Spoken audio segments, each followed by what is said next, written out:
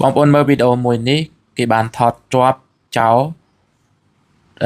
លួចខ្សែកនេះមិនហៅថាលួចទេគឺឆក់ឬក៏បេះឬក៏ប្រឡេះហ្មងហើយមិនដឹងថាជាខ្សែកឬក៏ជាកវលបាទតាមរូបភាពកាមេរ៉ាតាមរូបភាពវីដេអូហ្នឹងណាអញ្ចឹងបងប្អូនមើលសឹងតែមិនចង់ឃើញបើសិនជាអត់ចាប់អារម្មណ៍ទេមើលអត់ឃើញទេហើយមិនដឹងបងប្អូនណាដែលគាត់មើលឃើញហើយគាត់បង្ហោះវីដេអូមួយហ្នឹងវីដេអូហ្នឹងគឺមានប្រយោជន៍សម្រាប់បងប្អូនទាំងអស់គ្នាដែលដើរផ្សារគឺថាត្រូវមានការប្រុងប្រយ័ត្នអាចនឹងមានដៃម៉ឹកលាក់ខ្លួនពួនក្នុងហោប៉ៅឬក៏ពួនក្នុងអាវហើយនៅពេលដែលឃើញអាការល្អកញ្ញៅចេញមកតែម្ដងហើយមិនមែនត្រឹមតែកូនក្មេងទេមនុស្សចាស់ក៏ដោយឲ្យតែមានគ្រឿងអលង្ការខ្សែដៃខ្សែជើងខ្សែកកវល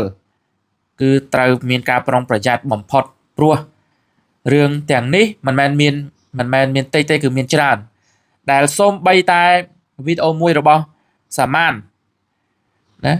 គេបានថតដោយចុះអាកន្លែងដែលថតមិនដោយឬក៏មិនបានថតនឹងទីផ្សារផ្សេងទៀតតើមានសកម្មភាពបែបហ្នឹងឬទេណាគឺប្រកាសជាមានដូច្នេះបងប្អូនប្រុងប្រយ័ត្ន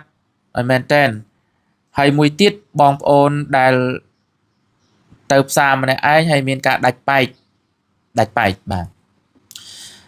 ដាច់បែកហ្នឹងមានអ្នកខ្លះគេពិឆោតគេប្រើល្បិចឬក៏គេប្រើស្អីដែលសណ្ដំណាអាហ្នឹងក៏បីប្រយ័ត្នដែរព្រោះ